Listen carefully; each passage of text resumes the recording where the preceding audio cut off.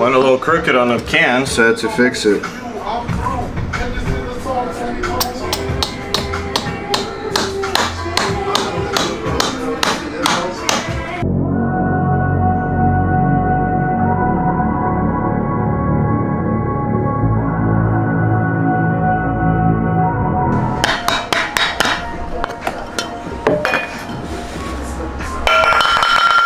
Cool.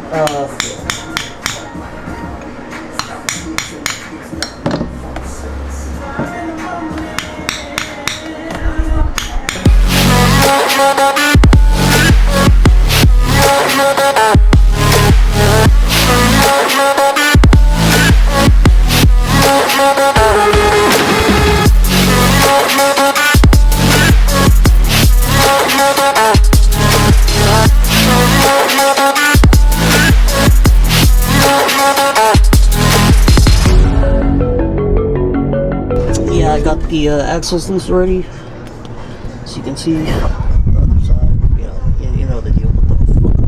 Got the drive shaft all unbolted. 'Cause this is our last time.